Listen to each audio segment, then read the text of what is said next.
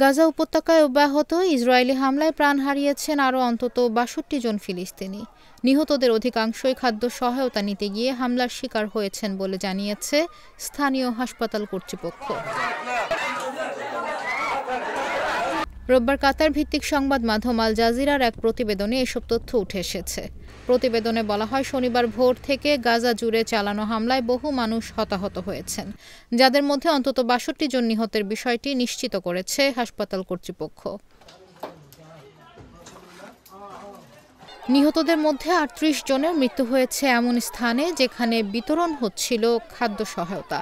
বিতরণ কার্যক্রমটি পরিচালনা করছিল গাজা হিউম্যানিটারিয়ান ফাউন্ডেশন GHF, যা যুক্তরাষ্ট্র ও ইসরায়েলের সহায়তায় পরিচালিত একটি সংস্থা।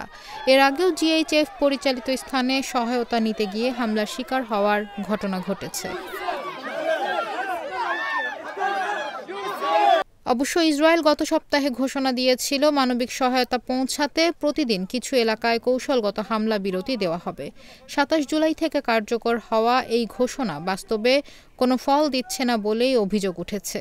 জাতিসংঘের তথ্যানুসারে শুধু বুধবার ও বৃহস্পতিবার ২ দিনেই খাদ্য সহায়তা নিতে গিয়ে নিহত হয়েছেন আরও ১০৫ জন ফিলিস্তিনি।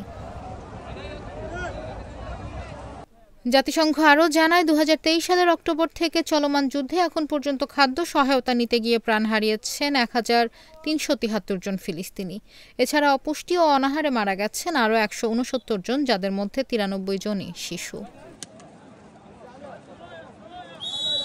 গাজা থেকে পাওয়া বর্ণনায় জানা গেছে, সহায়তা নিতে আসা লোকজনকে লক্ষ্য করে ইসরায়েলি সেনা এবং মার্কিন নিরাপত্তা ঠিকাদারদের গুলি চালানোর অভিযোগ রয়েছে।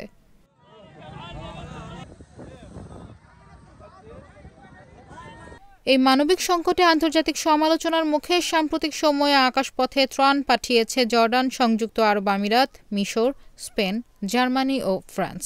তবে জাতিসংঘের অধীনস্থ ফিলিস্তিনি শরণার্থী বিষয়ক সংস্থা UNRWA ও অন্যান্য সংস্থার দাবি, আকাশপথে পাঠানো ত্রাণ প্রয়োজনের তুলনায় খুবই অপ্রতুল। স্থলপথেই সহায়তা প্রবাহ অব্যাহত রাখা জরুরি।